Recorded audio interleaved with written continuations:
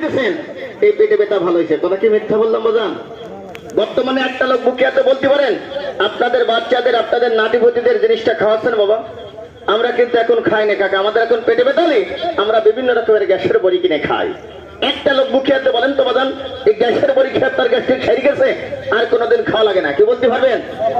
চাপা থাকে বাজান। তবে বাংলার বুকে একটা গাছ আছে বাপ, যদি এই গাছটা কোনো ব্যক্তি 7 দিন সকালে বাসি পেটে খেতে পারেন আমি আপনাকে 1 বছর গ্যারান্টি দেবো 1 বছরের ভিতরে 1 টাকার গ্যাসের বড়ি কিনা লাগবে না।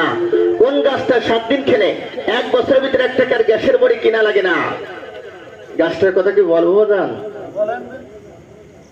আপনি একা শুনবেন নাই, যে কথা কেন আপনি বলেন দিন। তো সবাই কথা না করলে আপনি দেবেন কি রে? আচ্ছা গাছটার নাম শোনেন নাকি? গাছ খেলা দেয়। আচ্ছা খেলা দেয়, এবার তোমরা একটু তালি মারো বাবা, তোমরা সবাই একটু তালি মারো। খেলা দেয় গাছের কথা শুনবে না, খেলা দেয় সবই নিয়ে আস্তে আস্তে দেখা। হ্যাঁ দেখান, জি জি জি জি দেখান, জি জি জি আরো হবে।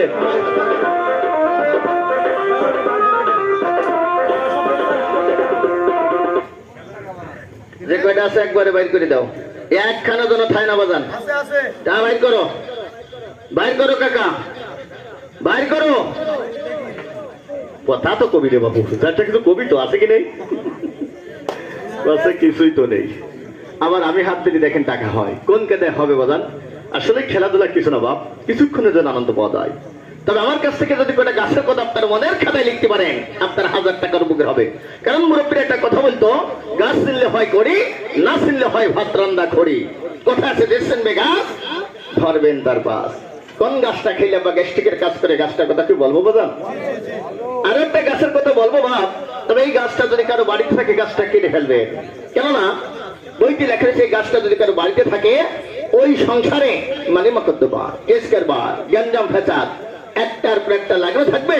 আপনার সংসারে জীবনে কোনো উন্নতি হবে না, আপনার ভাইটি মারানি বাঁধবে, আপনার স্বামী স্ত্রীর ভিতরে মিল মহব্বত থাকবে না। বাদান্ডে আপনি যদি 500 টাকা আয় করেন আপনার ব্যয় হয়ে যাবে 700 টাকা। অভাবের তারা নাই, পুরীতে বাতি দেওয়ার জন্য কোনো লোক থাকে না। কোন গাছটা আমরা বাড়িতে রাখবো না এটা বলবো নাকি বাজান? দুটো কথা তবে 2 লাখ টাকা।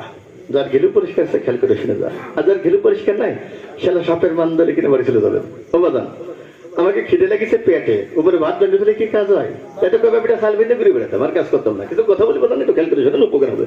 এক ভাই খুঁজে আমার কথা বললো, এত লোক সত্যি বলি কিনা আইছেন কে? আমি আবারও বলছি বাজান আমি পারি কি যাইছি না পারলাম না, পারি কিনা পারি আমি তার নমুনা দেখাই দিয়ে দেবো। 4 থেকে 5 জন